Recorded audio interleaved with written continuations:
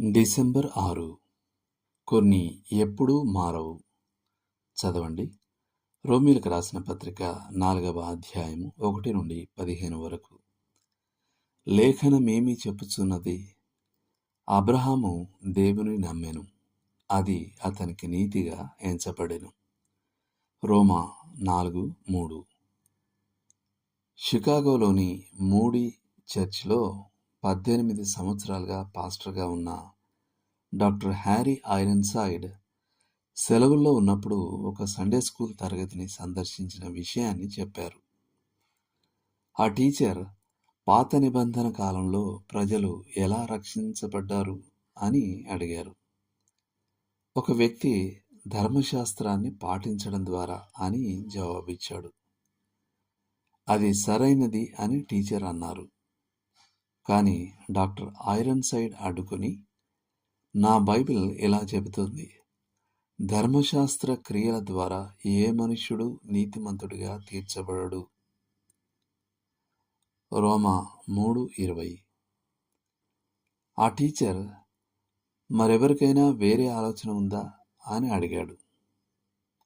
మరొక విద్యార్థి దేవునికి బలులు అర్పించడం ద్వారా అని జవాబిచ్చాడు. అవును అని టీచర్ అన్నారు. కానీ డాక్టర్ ఐరన్సైడ్ అడ్డుకొని, నా బైబిల్ ఇలా చెబుతోంది, ఎడ్ల యొక్కయు మేకల యొక్కయు రక్తము పాపములను తీసివేయజాలదు. హెబ్రీ 10:4 చూడండి. ఈ పాటికి ఆ సందర్శకునికి తనకంటే బైబిల్ గురించి ఎక్కువగా తెలుసని టీచర్ ఖచ్చితంగా అనుకొని, సరే, పాత నిబంధనలో ప్రజలు ఎలా రక్షించబడ్డారో మీరే చెప్పండి అని అన్నారు. వారు విశ్వాసం ద్వారా రక్షింపబడ్డారని డాక్టర్ ఐరన్సైడ్ వివరించారు. అచ్చంగా ఈరోజు ప్రజలు రక్షింపబడే విధంగానే. ఎఫెసీ 2వ అధ్యాయం 8-9 వచనాలు. బైబిల్ ఇలా చెబుతోంది, అబ్రహాము దేవుని నమ్మెను, అది అతనికి నీతిగా ఎంచబడెను. రోమా 4:3. అతను యేసుక్రీస్తును విశ్వసించి విశ్వాసం ద్వారా నీతిమంతులుగా తీర్చబడిన వారందరికీ తండ్రి. 11వ వచనం.